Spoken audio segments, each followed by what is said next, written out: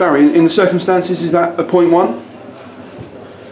It's a good point. You know, we started off slowly in the first half, but you know, we scored a deflected goal. But you know, we've put the ball in the back of the net. We probably should defend that to half time. But we know in the second half we've come out. We've been the team that's in the front foot. We've created all the chances in the second half up until we get the player sent off. So you know, the boys did very well in the second half, but getting down to 10 men, they had to dig in, and you know, it's a good point at the end up. And that was it. You've anticipated my second question perfectly. There was a head of steam building towards the final 10 minutes, pushing for the win as ever, but then the red card changes your mentality, changes the perception of the game, the outlook of the game, and in the end you have to bring on Luke Oliver to shore up the defence. I don't think it changes the perception of the game, because I think the fans recognise it. When we go down to 10 men, we then have to dig in and defend properly, you know, which we did. But up until that point in the second half, some of the play, the strikers working together, midfielders getting up to support, strikes at goal, I thought was excellent. You know, we have to do that more consistently. And what was your view of the red card? Was it? Do you think it was? Okay, but do you think Jake's reputation is maybe preceding him a little bit? I've never seen it, so I can't get it. Fine. And you mentioned it that Charlie Walker gave us a 38th minute lead. If we'd seen it through to half time, do you think that the game would have panned out differently? Yeah, I think you know, a clean sheet wins the game today. Unfortunately, we didn't defend the cross, or we didn't get tight enough for the cross coming in, and then we didn't defend it in the box. But you know, we've got to remember 7 points out of 9 is a good return, you know, in this league, and you know, that's a massive positive for us. And Bromley, they're the top scorers in this division. They've got the division's top scorer.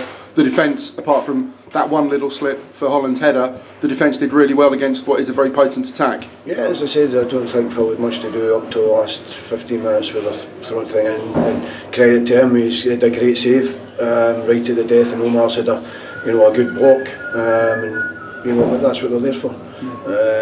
But you know, Bromley are a good side. They're not, you know, they weren't fifth in the league for no reason. They're a good team. In the first half, we allowed them to pass the ball about. The second half, we stopped it. We changed the wee things, stopped it, and then we became the dominant team.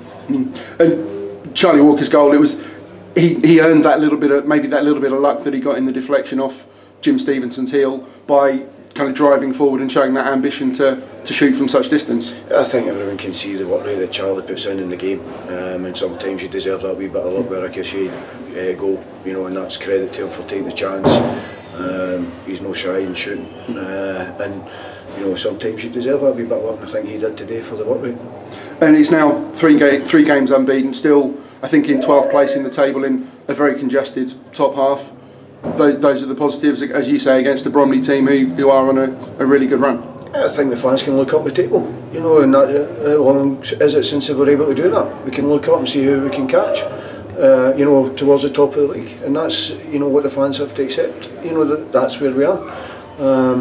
You know, we don't want to stand still, and as I've always said, there'll be difficult times, but you know, we're in a position at the moment where, you know, the boys are working their socks off, and I'm sure that all the fans that come here see that.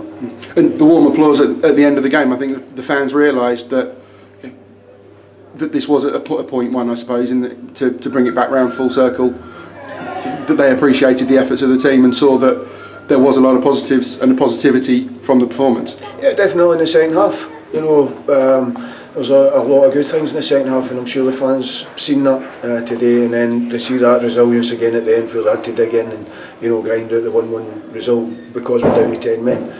So there's definitely positives, you know, to take. As I say, Bromley were fifth in the league, so you know, they've been on a very good run, and we must try to get to that situation where we're going.